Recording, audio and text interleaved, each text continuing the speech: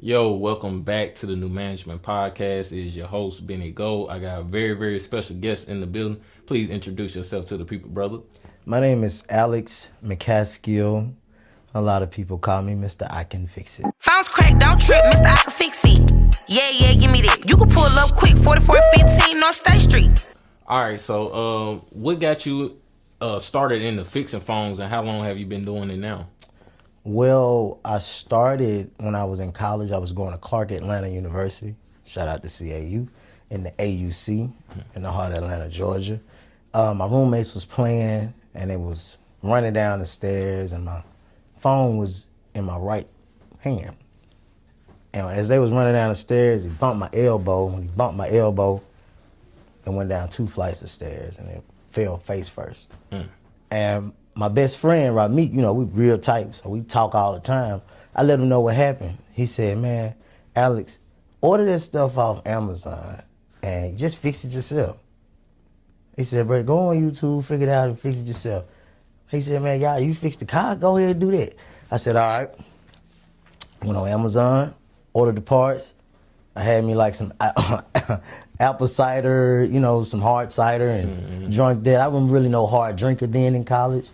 Man, I went on YouTube, fixed my phone, and then I started fixing phones around campus. When I started fixing phones around campus, boom, ended up moving back to Jackson because of God.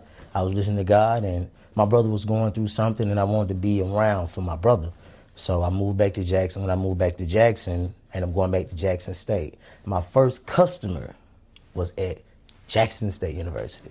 That's the first phone I fixed, Alexander Hall, and that's, I actually went to Jackson State. That was the first college that I went to was Jackson State University. But I ended up going to Clark Atlanta, and that's when I fixed phones, yeah.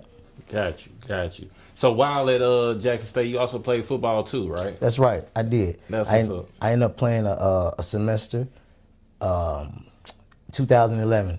I played on the Centennial team. For sure. That was the 100th year that Jackson State had a football team. And I was blessed and favored by God to play that year.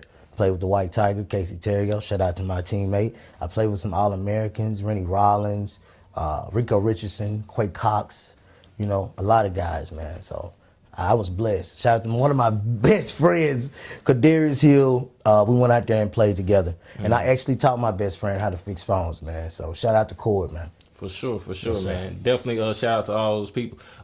Sticking on the phones, you've created, a career for yourself, what I'm saying, a avenue for yourself. It's entrepreneurship, you are an entrepreneur. Did you ever see yourself, becoming an entrepreneur one day, as you were growing up, or did you have a plan to do something differently? Like, how did you end up just, of course, that's not the only thing you do, but how did you, end up sticking to that one thing or specializing in that one thing, like fixing phones? Well, shout out to God, first thing, and then shout out to my stepfather. My stepfather always instilled in me, to never work for the quote-unquote white man. I always find a niche, and he always say, find an avenue to make revenue. So, you can't look at just the white man thing, but just find something that you can do for yourself and go out there and try to make the best out of it. And once you find a niche, you master the niche. And once you master the niche, you're going to find the passion inside of the niche that you've already, developed in your mind of how to master. And once you master it, you take God with you. And once you take God with you, everything else going to fall in line. That's what's up. That's deep. And that's a message. That's a gem for the viewers. You've actually, with fixing phones, what I'm saying, you've met some pretty dope people. I'm sure you've helped some people, some notable people. Who's some people you've helped with your services? Well, shout out to Desi Banks. I was doing just some promo before I even met Desi in person. I did it in Atlanta, Georgia, because I wanted to go to Atlanta, and because that's where it started for me. I started there, and I just wanted to go back. And I was doing promotion, and somebody shouted me out one day. and they was like, Des Dior, you should go to Mr.iCanFixIt to get your phone fixed. And I was like, wow. And well, it was a computer at the time. I was like, wow. So I walked her through it over FaceTime, and once I did that, she was like, you need to move to Atlanta. We need you in Atlanta. I was like, God, I know there ain't nobody but you telling me to just go ahead and take a leap of faith. And on my birthday, that's what I did. I made a sacrifice to move to Atlanta. But I was just going to stay in Atlanta, stay at my uncle's house, and try to go back and forth and do it. But it didn't work. So Des Dior ended up calling me while I had the small satellite location in my cousin's barbershop. Shout out to 71 Barbershop. All the guys there. Shout out to my cousin for letting me put my satellite location inside of his barbershop, inside of one of the suites. But I was never there. I had the whole setup there, but I was never there. I was still at the store here at Fashion Plaza in Clinton. And Des Dior called me one day, and she was like, where you at? I was like, I'm in Mississippi. She was like, man, why you not here? I got 2 phones that need to be fixed. You need to be here. I said, man, forget it. Boom. I left 2019. I left Jackson, went to Atlanta, Georgia, leap of faith. My uncle let me move in with him. Once he let me move in with him, you know, we have a family business. You know, we go around and we clean up buildings at night in Atlanta, Georgia. Shout out to my uncle. I mean, he's a major pillar in my life. I would never be the man that I am if it wasn't for my stepfather, my coach, and my uncle. My uncle been instilling in a lot of stuff in me since I was probably about 15, since my cousin Greg had passed away. So when I, go to Atlanta, Georgia, I remember one day, it was one of the toughest. I had a girlfriend at the time. I had moved her from Jackson to Atlanta because she wasn't my girlfriend. She was just a friend. And she came down with me. She was cleaning the buildings and stuff with me. And I remember we had a flat tire. And I just broke down crying because I wasn't getting as many customers. And, it was just kind of rough. I went from making almost 6 figures. I know 6 figures a year. With the guys at Fashion Plaza in Clinton to not making that much, probably like $20, $30 a day in Atlanta. And I was crying. And it was the first time a female ever spoke life into me. She seen me just weeping. And she was like, listen to me. You need to get it together. I've never seen you like this. If nobody can do it, I know you can do it. I know you can do it. She said, figure it out. So I was in the Wendy's parking lot, and something popped in my head one day, and in the drive-thru, called Des. I know it wasn't nobody but God. I called Des Dior. And when I called Des Dior, she said, yeah, where you at? I got 2 phones. I need to be fixed right now. She said, I'll meet you tomorrow. I met her at the Starbucks in Smyrna, and when I fixed both of her phones, gave her the cases and everything, that's one of the first videos that I posted with her. She said, I got you. She said, watch this. Overnight, probably not even overnight, I probably had like 2,000 to 3,000 customers. And I was doing the promotion and everything like that, but it wasn't how it was. She posted me on her page. I probably had 7,000 followers in 2 or 3 hours. Blessing from God. And man, it changed my life. I went from making $20 to $60 a day to making almost $2,000 a week. And that was just a blessing. It just overnight. And when I would go places, I was doing the promotion and stuff. When I would go places, I see people and they were like, Mr.iCanFixIt, Mr.iCanFixIt. I need my phone fixed. And even though they do that in my city, for sure, in Jackson, I don't even want to just act like they don't.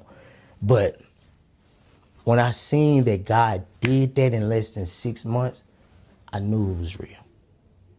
For sure. For sure. So Speaking on that though, for a minute, just kind of dig a little deeper. What was that feeling of, well, let me ask you this.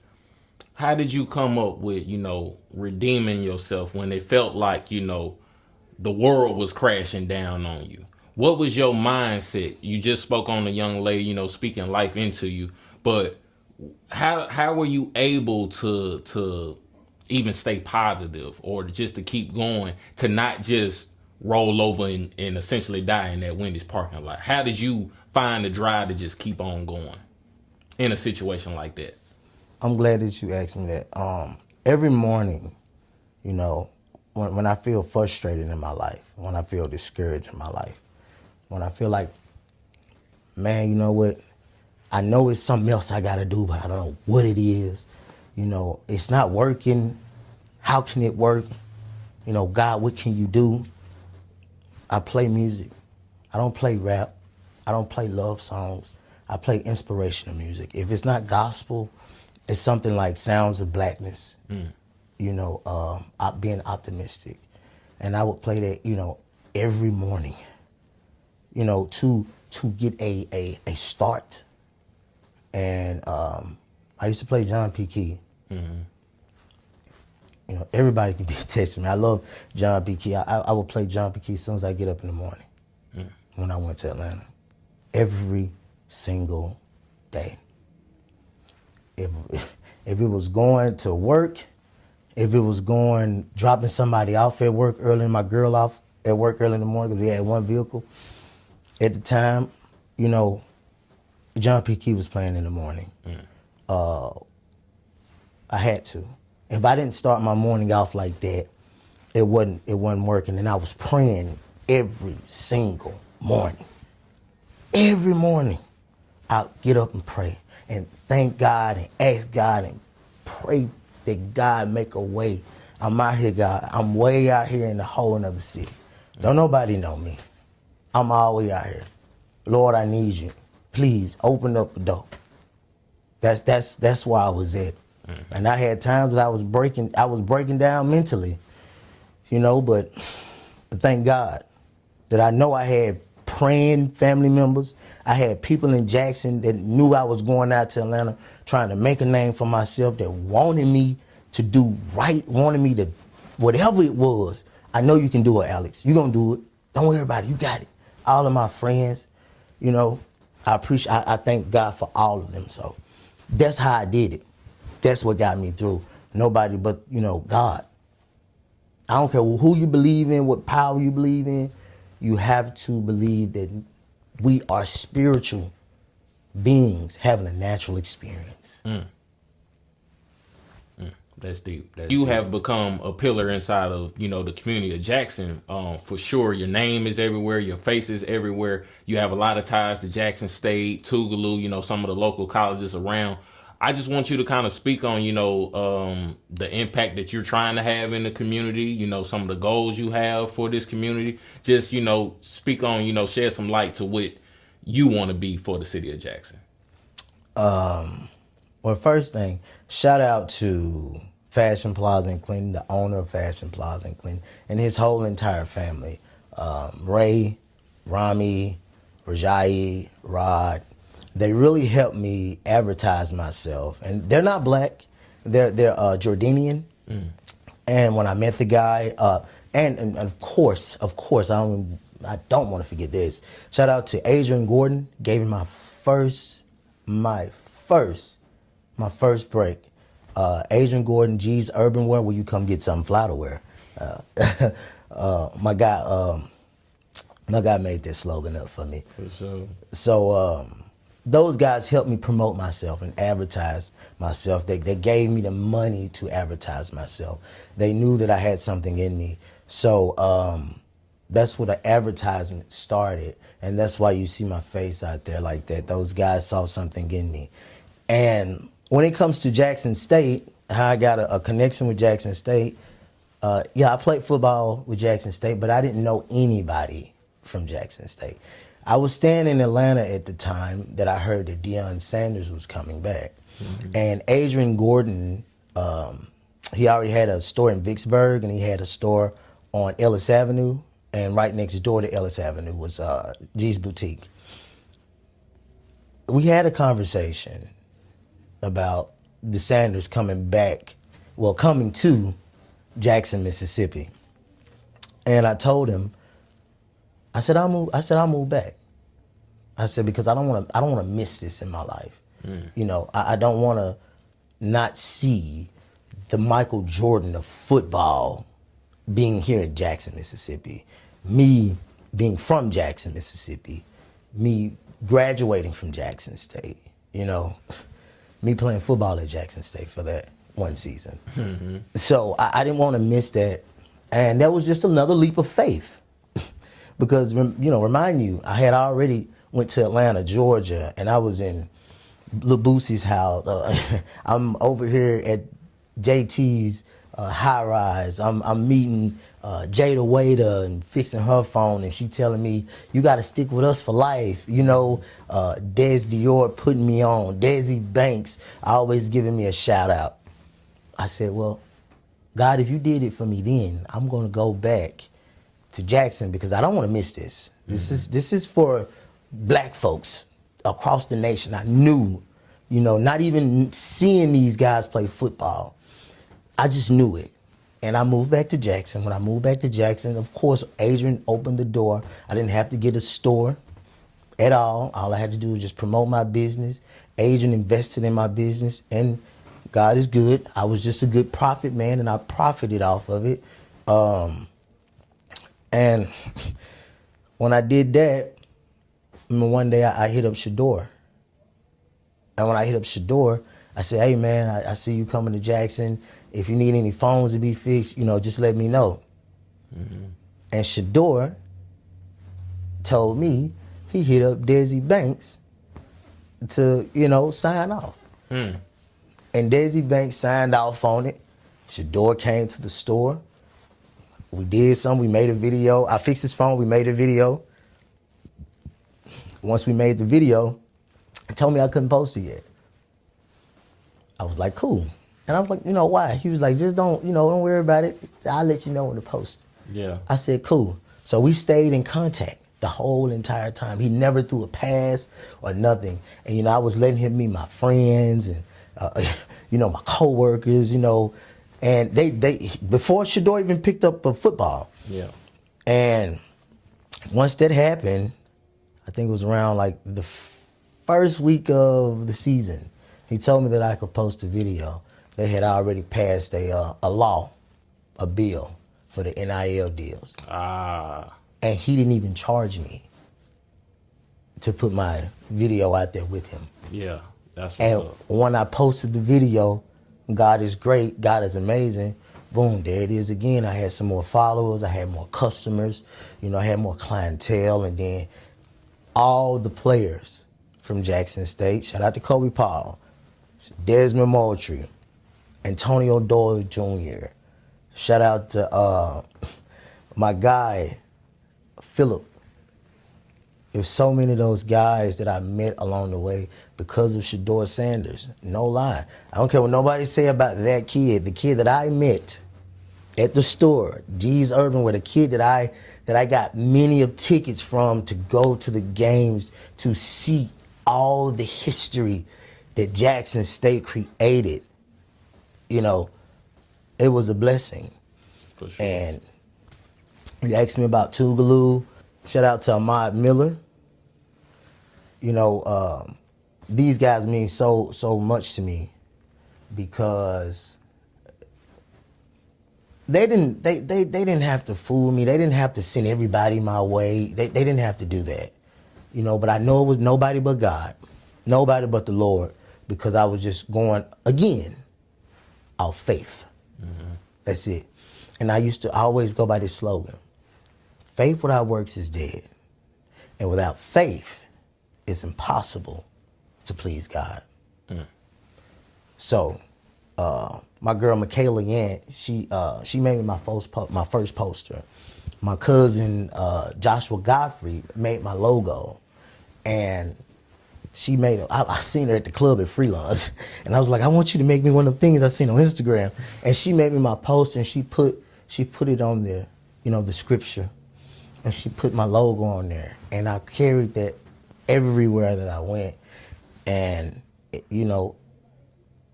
it's true. I can't sit here and tell you that, nah, hey man, I did all this by myself. I'm Mr. I Can Fix It because, man, I went out here and did all this work because of me. No, man. I had God with me every step of the way. I had friends, I had business partners that really believed in me, that he can fix pretty much anything I put in front of him. He can go out there and promote my business the way that I've been wanting my business to be promoted. That's how I made it. Yes, sir. And I'm still making. I'm still learning each day. Every day is a journey. Every day is you're in school every day. Every day you learn something different. If you don't believe that, just keep on living. You keep on living, you're gonna keep on learning. That's right.